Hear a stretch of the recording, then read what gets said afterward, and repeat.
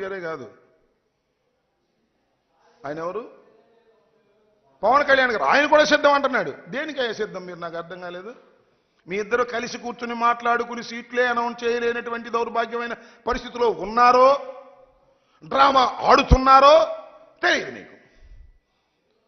పవన్ కళ్యాణ్ గారు ఎక్కడ నిలబడతాడో తెలియదు, అనౌన్స్ చేయరు. చంద్రబాబు నాయుడు గారు ఒకటి నిలబడతాడో రెండు నిలబడతాడో తెలియదు. వీళ్ళు సిద్ధం అంట. దేనికయ్యా మీరు సిద్ధం? ఒకదానికి మాత్రం మీరందరూ సిద్ధం. ఎన్నికలు అయిపోయిన తర్వాత తట్ట బొట్ట సర్దుకొని హైదరాబాదు నివాసానికి చేరడానికి అందరూ సిద్ధంగా ఉన్నారు.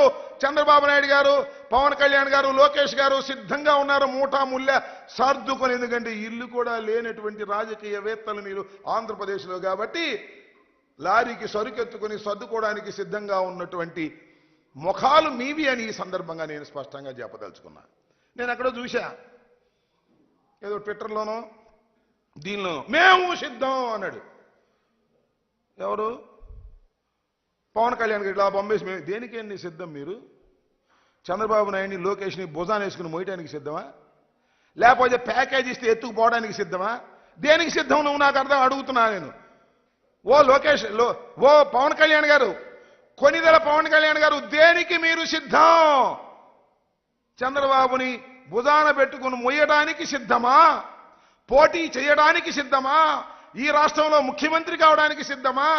అసలు దేనికి మీరు సిద్ధమో తెలియనటువంటి అగమ్య గోచరంలో ఉండి జగన్మోహన్ రెడ్డి గారు సిద్ధం అన్నారు. మేము సిద్ధం అంటున్నారు. సిద్ధం అనకపోతే జనం కొడతారు కాబట్టి, తిడతారు కాబట్టి సిద్ధం అంటున్నారు తప్ప మీకు సిద్ధం ఎక్కడుంది? పెద్ద అయోమయంలో ఉన్నారు. మళ్ళా మీరు ఓడిపోతామనే భయంతో ప్రయాణం చేస్తున్నటువంటి విషయం చాలా స్పష్టంగా అర్థమవుతుందని కూడా ఈ సందర్భంగా నేను మనవి చేస్తున్నా. కాబట్టి చంద్రబాబు నాయుడు గారి సైన్యం ఈ రకంగా జగన్మోహన్ రెడ్డి గారి మీద బురదలేటటువంటి కార్యక్రమం చేయటమే కాకుండా ఇవాళ జగన్మోహన్ రెడ్డి గారిని ఓడిస్తామని ప్రగల్భాలు పలుకుతున్న మీకు నేను మనవి చేస్తున్నా. జగన్మోహన్ రెడ్డి గారు మొన్న సిద్ధం మీటింగ్లో చెప్పారు, కౌరవ సైన్యం మీది. జగన్మోహన్ రెడ్డి గారు అర్జునుడిలాగా ప్రవేశించబోతున్నాడు. అభిమన్యుడు కాదు.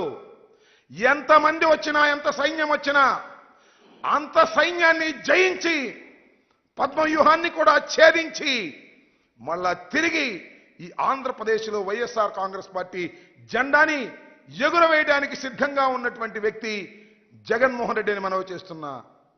కారణం ఒక్కటే, 5 సంవత్సరాలు చిత్తశుద్ధిగా పరిపాలన చేశాం. చెప్పిన ప్రతి మాటను నిలబెట్టుకున్నాడు జగన్మోహన్ రెడ్డి గారు. ప్రతి వాగ్దానాన్ని అమలు చేశాడు జగన్మోహన్ రెడ్డి గారు.